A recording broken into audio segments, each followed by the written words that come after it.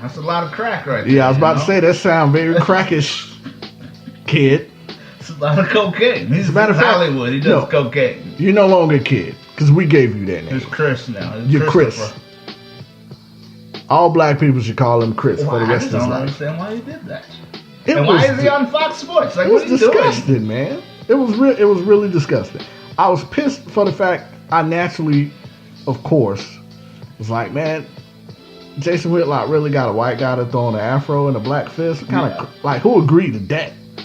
Then when I realized he wasn't white but a black dude, then I was like, who in the hell agreed to that?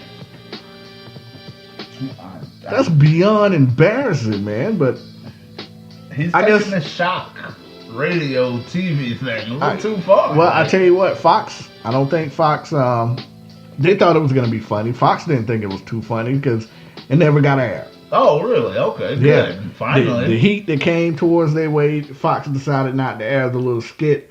But also, who else didn't think that was funny? Captain Michael Bennett. Okay. Haven't heard from Cap. Would love to. Maybe one day. Maybe. But Michael Bennett didn't think it was too funny at all because of the past situation that he went through. But I don't think his brother, Marty B, found it too funny at all. Okay. Because after the Michael Bennett situation went down, they spoke to Martellus Bennett. Mm-hmm. And he was very, very emotional about the situation, and this is what he had to say. Yeah, I mean, it's kind of, it gets emotional when you think about it, like overall, but yeah, like sometimes like a hug is the best thing you could give, and it's just, I mean, I don't really know, really, you know what I'm saying? I don't really have the answers, so you just think, what if, you know? 2 seconds this way, 2 seconds that way, the whole thing is different, so for me, it's just, I'm just be happy to see my brother, because there's a chance that I couldn't see him. Yeah, so that was clearly an emotional Martellus Bennett that was thinking about not being able to see his brother again. As you guys know, the Bennett brothers are extremely close. Jay, I mean, just putting myself in that shoe, hearing it, if you on the ground with a gun to your head, a spew of emotions are gonna run. Like, this could have been it. Enough of the BS podcast is over. My brother is gone. Definitely could be. It could happen any day. But unfortunately, yeah. So let's go ahead and get into the details. I think this is going to be another deep podcast, like Be Like Martin, Be Like Mike, those classics. So let's go. So Jay, as you heard from the soundbite, Michael Bennett informed the media of a traumatic event that he had with the Las Vegas Police Department. Now, to be fair, I'm going to give you guys both sides of the stories, Michael Bennett's and also the police department. But this all started August 26th. Bennett was at the Mayweather-McGregor fight, just like everybody else in the world. Yeah. And after the fight, Bennett said he was singled out. I said that before he was singled out, though, he heard gunshots, and while he was heading back to his hotel, and he took off running, just like everybody else. Everybody would. Yeah. Now, said he ran away seeking for the area of safety when he was met by the Las Vegas Police Department and was ordered to get to the ground.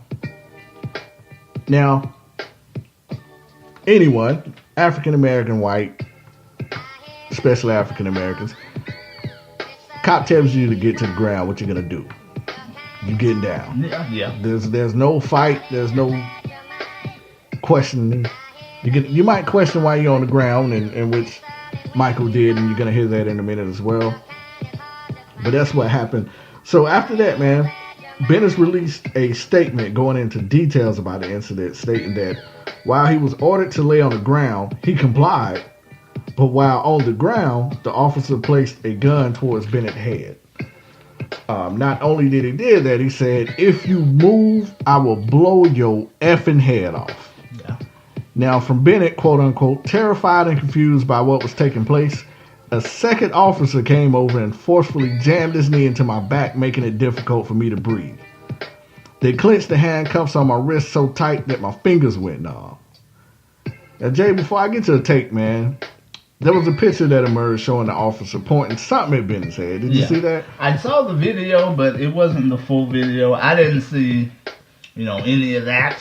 But, I haven't seen the full video. So. Yeah, there was a full picture that I saw. Okay. That there was an officer definitely pointing something at Bennett. Okay. Now, I don't know if it was a gun with a flashlight on top, because it was extremely thick to be a gun. So I'm thinking maybe it was a taser. But also, what I found to be interesting is the officer's body cam was off. Violation. Normally, guys, just looking at past situations, when the officer body cam is off, it's not a good thing. Something happens. Right. Just based off recent history.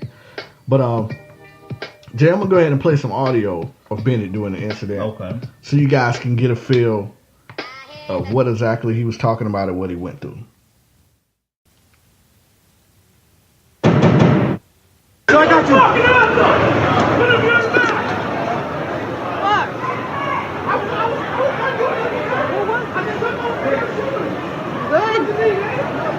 I wasn't doing nothing. I wasn't doing nothing, man. You ain't asked me a question. I was here with my friends. They told us to get out. Everybody ran. Did you ask me a question, sir? Okay, man. Put your hands together. So that was it, man. That was anybody who done been through that, I'd have been through that. It's a scary, scary moment.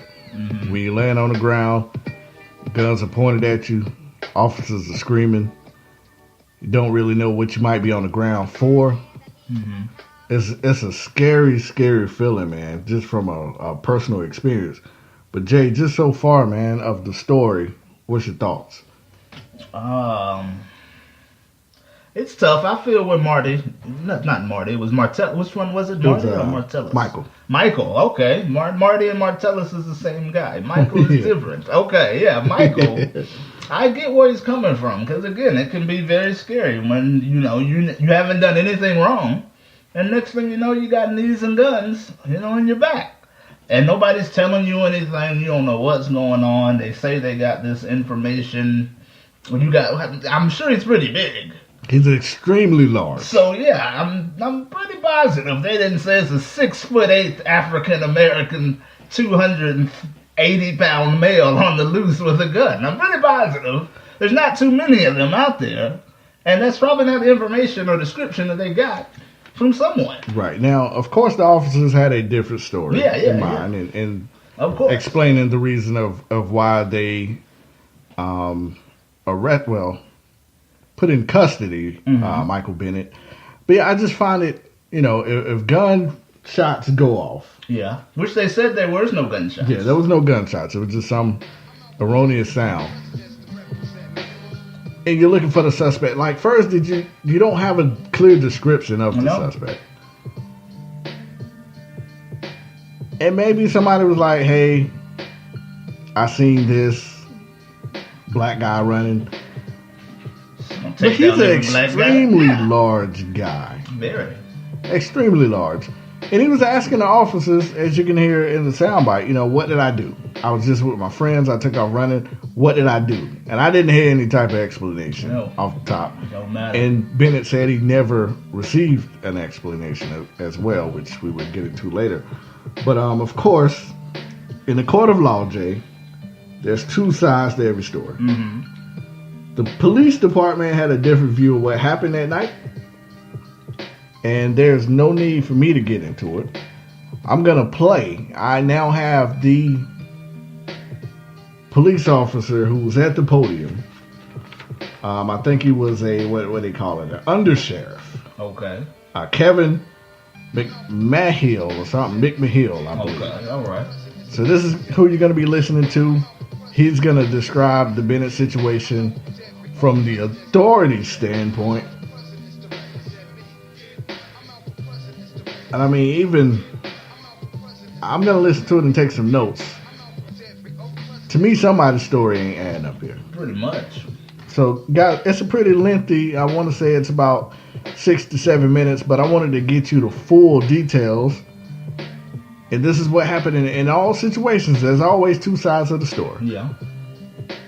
All of the unarmed African Americans were shot, and I'm not saying this is the case because the case is not settled. Mm-hmm. But all I'm saying is, in certain situations where unarmed Americans was gunned down, there will be one side of the story that will go out to the media and to the public, and then the officers come around, and there's a completely different story. Like a bad dude. Sometimes they're all right. I'm not saying all cops are wrong. Don't get me there. Don't email me, tweet me, and all that.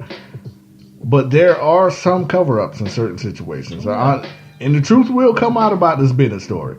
But let's go ahead and play this audio for you guys. And as always, let me know what you think. Good afternoon, everybody. Thank you for coming. My name is Kevin McMahill. As you know, I'm the Undersheriff for the Las Vegas Metropolitan Police Department. And I'm here today to provide you a briefing on the incident at the Cromwell Casino that has garnered so much media attention today. Start off by giving you the basics. The location of the call was 3595 Las Vegas Boulevard South at the Cromwell Casino. The date and time of the call was August 27th, 2017 at 1:30 a.m. The type of call was initially broadcast as an assault battery with a gun. It was later updated to an active shooter inside of the casino. This morning, an NFL player by the name of Michael Bennett put out a letter on social media reference an incident involving himself and an officer from the Las Vegas Metropolitan Police Department. The incident in question occurred August 26th, the night of the Mayweather-McGregor fight here in Las Vegas. There were over 200,000 visitors in town that weekend, and the department had every available resource committed to working the fight as well as on Las Vegas Boulevard to ensure that we had a safe night. We had over 400 additional officers deployed that particular evening to deal with this event. At 1:30 a.m. on the 27th, approximately 3 hours after the boxing match ended, an active shooter call came into the LVPD Communications Center that originated outside of the Dre's nightclub at the Cromwell. Metro officers immediately responded to the scene and encountered thousands of patrons in the casino and nightclub. As officers entered the casino floor, they were met with large groups of people running for cover, laying on the ground hiding, and people screaming. Casino signage, chairs, and stanchions were knocked over inside of the casino. With very little information as to who the shooter was or the shooter's location, our officers pushed past the fleeing crowds and began immediately converging on the reported threat. One of the teams that cleared the casino then exited the casino at the door to regroup and were redirected back towards the Dre's nightclub inside of the casino. As they moved towards the nightclub, an individual later identified as Bennett was seen crouched down behind a gaming machine as the officers approached. Once Bennett was in the officer's view, he quickly ran out of the south doors, jumped over a wall onto Flamingo Road east of Las Vegas Boulevard into traffic. Due to Bennett's actions and the information the officers had at the time, they believed Bennett may have been involved in the shooting, and they gave chase. Bennett was placed into handcuffs and detained while officers determined whether or not he was involved in the original incident. He was detained for approximately 10 minutes and released. Mr. Bennett at the scene had the incident explained to him by a supervisor, and he said that he understood and that he had no problem with what the officers did, just the one that he claimed the officer had pointed a gun at his head. On that particular call, it's important to note that we later determined that there were no shots fired in the casino and the call was unfounded. There had been some sort of loud noise that we've not 100% been able to figure out exactly what it was, but a number of the people inside believe that a shooting had occurred. Like the rest of you, the LVPD learned of Mr. Bennett's allegations just this morning, and an internal investigation has been opened.